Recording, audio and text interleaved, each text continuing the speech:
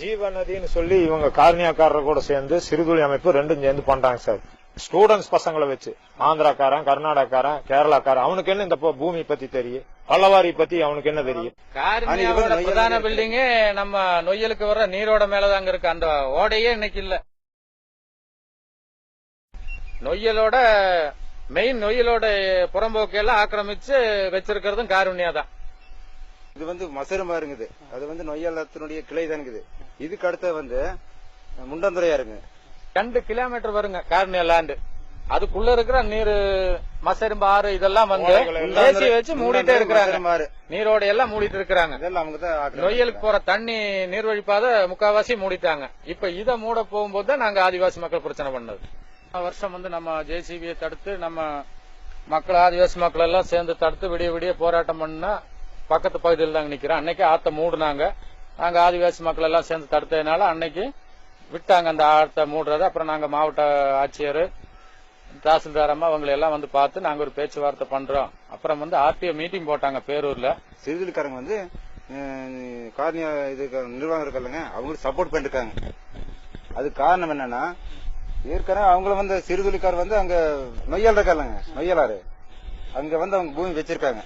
இங்க ஆத்து புறம்போக்க ஆக்கிரமிச்சு இந்த அம்மா சிறுதுளிக்காரங்க வாங்கிட்டாங்க இடத்த. இப்ப பெரிய ஆத்துக்குள்ள இங்க எப்படி நடக்குதோ அதே மாதிரி கொண்டு போய் பென்சிங் பண்ணி அந்த ஆத்தோரத்தில் இருக்கிற மணல் நம்ம ஒரு ஆதிவாசி மக்களும் ஏதோ வீடு கட்டுறதுக்கு வீட்டு வேலைக்கு ஒரு லோடு கேட்டா தரமாட்டாங்க, எடுக்க வேண்டாம்னு சொல்லிட்டாங்க. ஆனா அவங்க லோடு கணக்குல எடுத்து அவங்க இடத்துல கொட்டி வச்சிருக்காங்க. இன்னைக்கு இதுல சிறுதுளிக்காரங்க வாங்கறதுக்கு முன்னாடி அவங்க ஆத்து புறம்போக்க விட்டுதான் கம்பி வேலி மின்வேலி அமைச்சாங்க. ஆனா இன்னைக்கு சிறுதுளி வாங்கினதுக்கு அப்புறம் ஆத்துக்குள்ளேயே மின்வேலி போட்டாங்க. அந்த ஆத்துக்குள்ள மின்வேலி போட்டு அந்த ஆக்கிரமிப்படத்திலிருந்து குறைஞ்சது ஒரு 600 லோடு மணலே எடுத்து அவங்க இடத்துல போட்டாங்க. இன்னைக்கு அது வேற எதை மாதிரி ஆயிருமோன்னு சொல்லி அந்த பூமியை அடுத்தவங்களுக்கு குத்தகைக்கு விட்டுருக்காங்க. ஆத்து புறம்போக்க யார் யார் ஆக்கிரமிக்கிறாங்க, யார் யார் இது பண்றாங்க கண்டுக்கிறது இல்லைங்க. இன்னொரு விஷயம் தெரியுங்களா, தமிழ்நாட்டுல சொந்தமா சர்வே பண்ணி ஆத்துக்குள்ள கல்ல போட்டு அவன் காம்பவுண்ட் போடுறது இந்த காரணியா மட்டும்தான் இருக்கும்.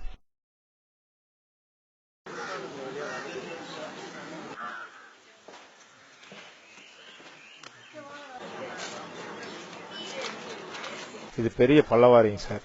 பெரியாத்து வரைக்கும் போற வழி எல்லாம வழி மறைச்சு மதில் சுவரெல்லாம் போட்டு பிளாக் பண்ணி எல்லாமே கார்னியா யூனிவர்சிட்டி பண்ணிட்டு இருக்குதுங்க.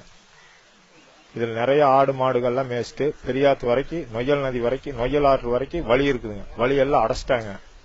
அதுல இருந்து பெரிய ஒரு குளம் மாதிரி இருக்குங்க, உப்பு பள்ளம்னு அதுக்கு பேருங்க.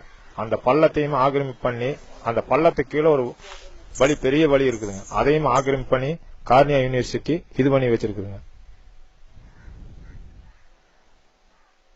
ஓடையிலிருந்து நிறைய தண்ணி வருங்க. 3 மாசத்துக்கு நல்ல தண்ணி ஓடுங்க சார். அந்த தண்ணி எல்லாம் நிறுத்திட்டாங்க. முதல்ல ஆடு மாடுக எல்லாமே மேய போற இடம் தானுங்க சார். எங்களுக்கு இந்த வழியெல்லாம் இல்லாம பண்ணிட்டாங்க சார். கேட்டு போட்டு எல்லாம் லாக் பண்ணிட்டாங்க சார்.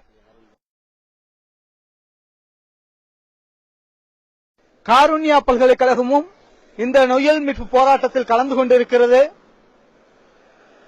அந்த நிறுவனம் எந்த அளவிற்கு நொய்யலாற்றை ஆக்கிரமித்திருக்கிறது, நொய்யலாற்றை எந்த அளவிற்கு மாசுபடுத்தி இருக்கிறது என்பதற்கு இது ஒரு சாட்சி. கண்கூடாக பார்க்கலாம். நொய்யலாற்றிற்கு வருடம் முழுவதும் நீர் தருகின்ற அந்த மசரும்பு ஆற்றிலேயே எந்த ஒரு சுத்திகரிப்பும் இல்லாமல் நேரடியாக குப்பை குளங்களோடு கழிவு நீரை கலந்து கொண்டிருக்கிறார்கள். அதற்கு உள்ளாட்சித்துறையும் துணை போயிருக்கிறது. மேலும் கோவைக்கு நீர் தரக்கூடிய அந்த சிறுவாணி குடிநீர் குழாய்க்கு அருகிலேயே கழிவு நீரை கொண்டு கலந்திருக்கிறார்கள். இதனால் அந்த குடிநீரும் நோய்க்கிருமிகள் தாக்கப்பட்டு நோய்வாய்ப்பு ஏற்படுத்துகின்ற களமாக மாறுவதற்கு வாய்ப்பு இருக்கிறது. இந்த அளவுக்கு ஆத்த மூடுறவங்க நொய்யல் பேரவை வச்சு நொய்யலுக்கு போற தண்ணி, சாக்கடை தண்ணி, கக்கூஸ் தண்ணி எல்லாம் கலக்கிறதே காரணியா தான். அவங்க போய் நொய்யலை காக்குறான்னா எங்க போய் காக்க போறாங்க?